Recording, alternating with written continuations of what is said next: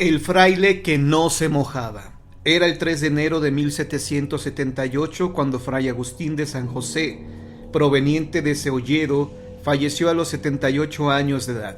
Había profesado su religión por 62 años y muy a pesar de su avanzada edad, poseía una memoria envidiable. Ese hombre provenía de una familia adinerada. No obstante, prefirió dejar todo para consagrarse a su Dios.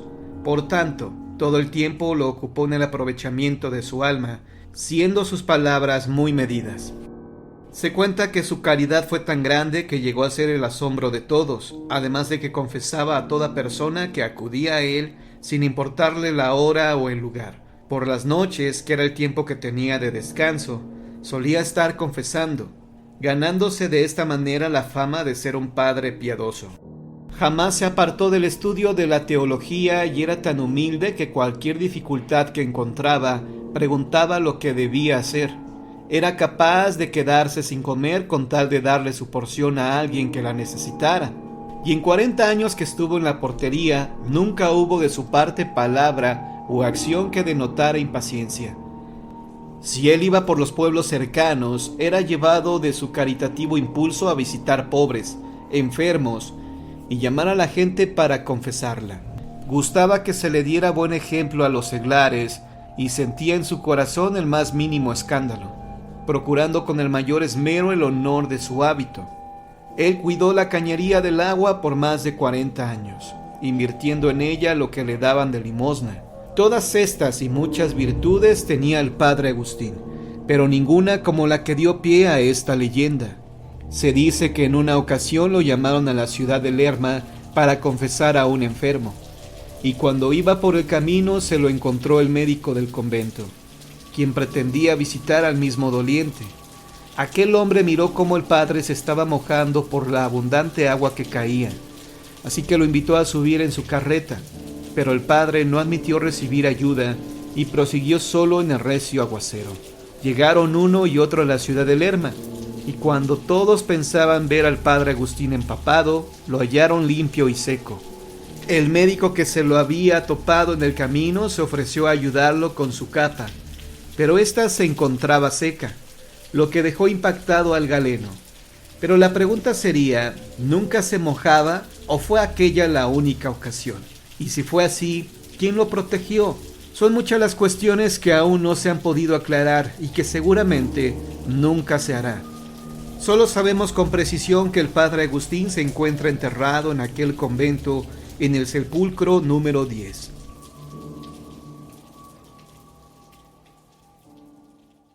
El túnel en el Estado de México. Las construcciones más antiguas del país esconden leyendas dignas de tomarse en cuenta. Tal es el caso de la del túnel, que ha sido escenario de fenómenos sobrenaturales desde hace más de 3 siglos. Aquel viejo túnel se construyó con la finalidad de unir a la hacienda principal del pueblo de San Andrés con la iglesia. Dicha hacienda pertenecía a unos españoles muy adinerados, quienes previniendo alguna revuelta trataban de protegerse y proteger su patrimonio, ya que en aquella época se había iniciado la guerra de independencia y temían ser despojados ya fuera por las fuerzas armadas u otro grupo rebelde. Según se cuenta, cuando uno de los ejércitos entró en el pueblo, tuvieron que cerrar el túnel. En él se había colocado todo el dinero perteneciente a la familia.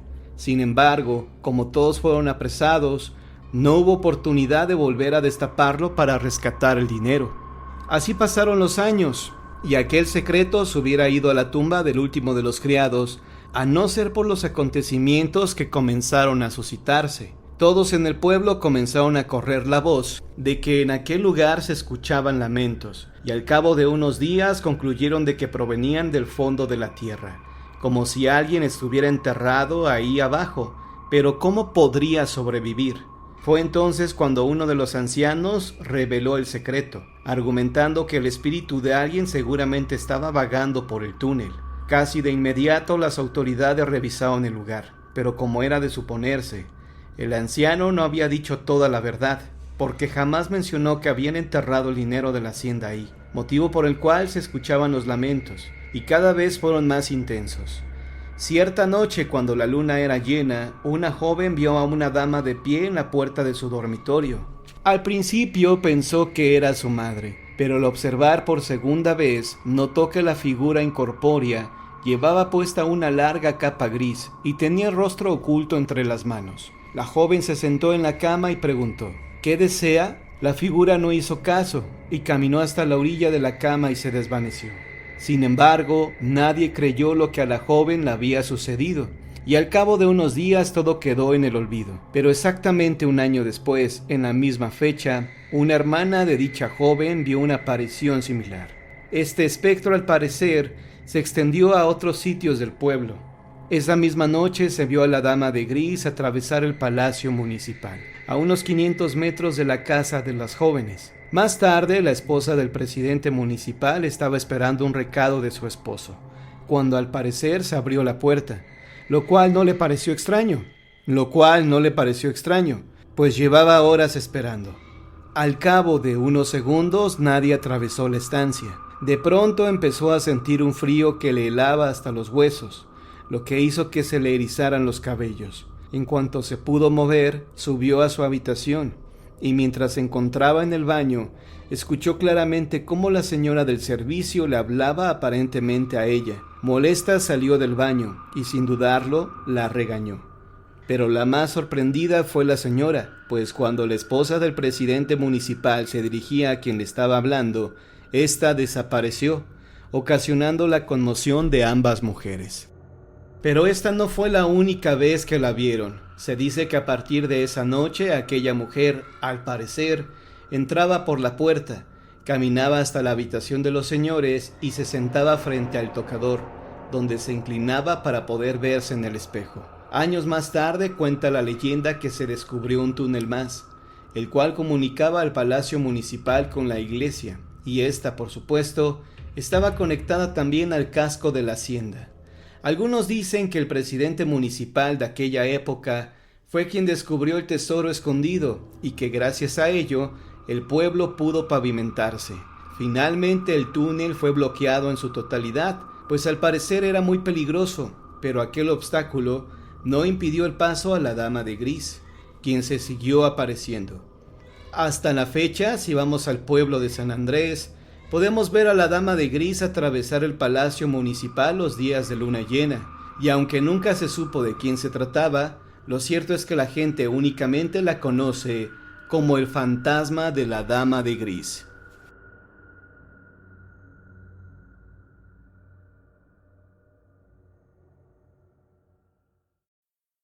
La bruja y el fantasma. Sir Walter Scott. El 8 de noviembre de 1576, Elizabeth Dunlop fue acusada de brujería y con la circunstancia agravante de maltratar a la gente con sus encantamientos. Las respuestas que dio en los interrogatorios que le hicieron los jueces tuvieron el siguiente carácter. Cuando se le preguntó qué arte utilizaba para decirle a las personas dónde se encontraban objetos perdidos o para profetizar enfermedades, contestó que ella no tenía ningún conocimiento ni ciencia en esa materia, pero que cuando alguien le preguntaba acerca de estas cuestiones, utilizaba a Tom Reid, que había fallecido en la guerra en 1547, el cual resolvía cualquier problema que ella le planteara. Lo describió como un hombre de edad avanzada, muy respetable, con una larga barba blanca, y vistiendo una enorme gabardina gris en conjunto con un sombrero negro y una varita blanca que siempre sostenía en la mano. Al interrogarla acerca de su primera entrevista con aquel misterioso hombre, Elizabeth Dunlop dio una explicación patética de los desastres que la aquejaban y de cómo esa suerte había logrado la coincidencia necesaria para que se conocieran. Caminaba para llevar a pastar las vacas, llorando amargamente, pues se le había muerto una. Esto sumado a que su marido y su hijo estaban gravemente enfermos. Ella misma estaba debilitada, pues acababa de parir. Fue en esa ocasión en que se encontró por primera vez con Tom Reid. «Elizabeth», dijo la aparición, «¿por qué te angustias y lloras tanto por cosas terrenales?» «¿Es que no son razones suficientes como para estar desconsolada?», le respondió Elizabeth.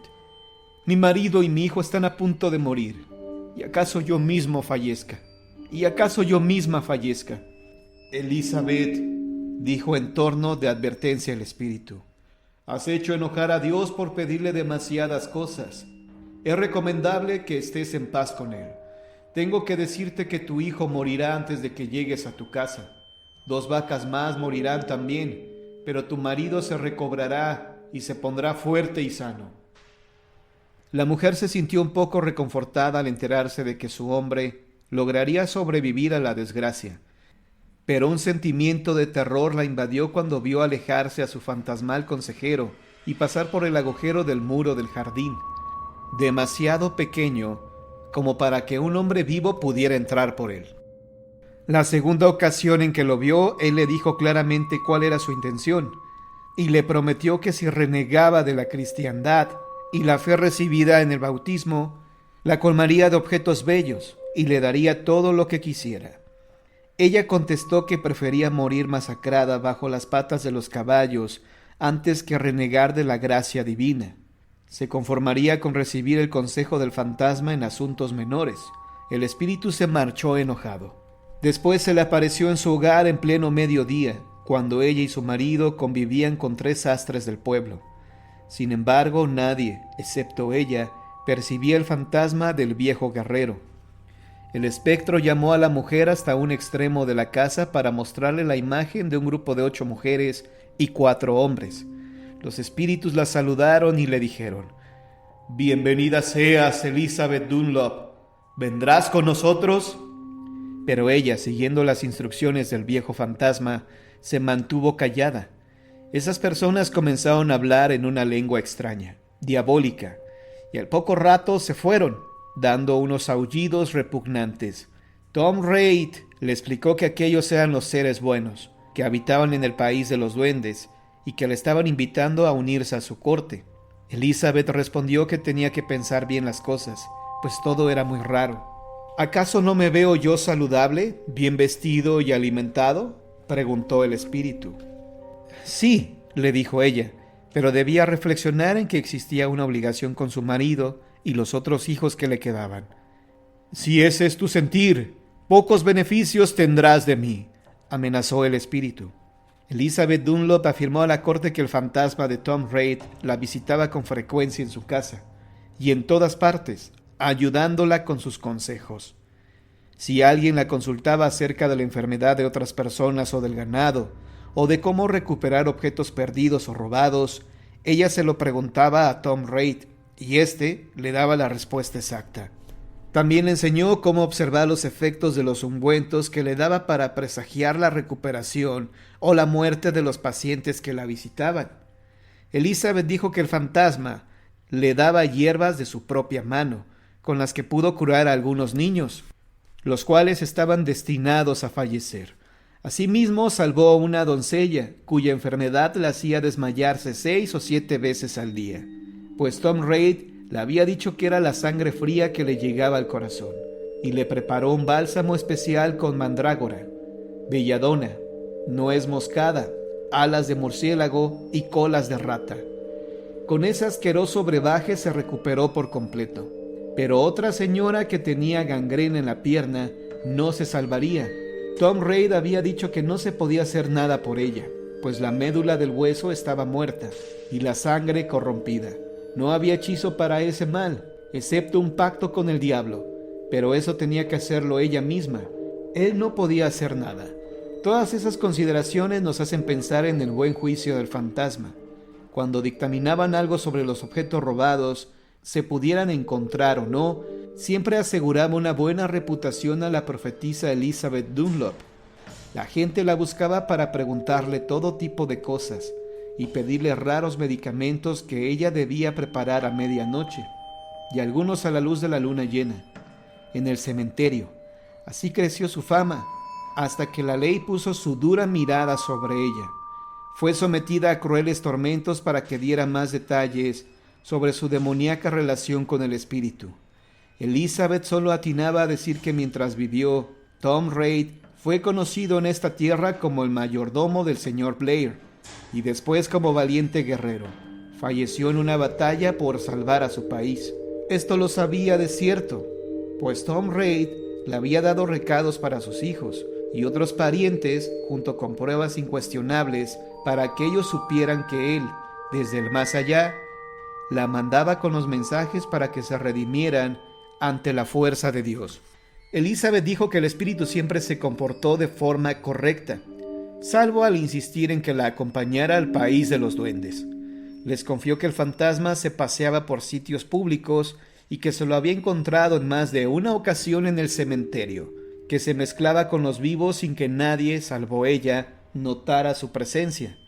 Tom Ray le dijo que había espíritus que solo ciertas personas podían ver, pero que todos verían alguno antes de fallecer. Al preguntar los jueces a Elizabeth Dunlop si podía explicar por qué solo ella podía ver el fantasma, respondió que era por aquello que les había explicado anteriormente.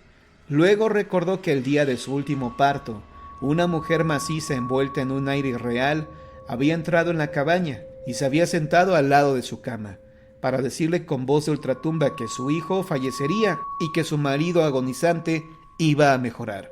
La visita había sido antes de conocer a Tom Reid, quien después le explicó que aquella persona era la reina de los duendes y que él se ocuparía de ella de ahora en adelante por mandato de su majestad. Tom Ray le pedía constantemente que la acompañara al país de los duendes, pero como ella se negaba, él le advertía que se arrepentiría. Después, Elizabeth Dunlop hizo una descripción de la horda fantasmal, que había conocido en sus visiones inducidas por abominables pócimas. Los jueces la condenaron por brujería y contacto con el diablo. Anotaron con temblorosas manos en el libro de registro: bruja convicta, condenada a ser quemada viva frente al pueblo.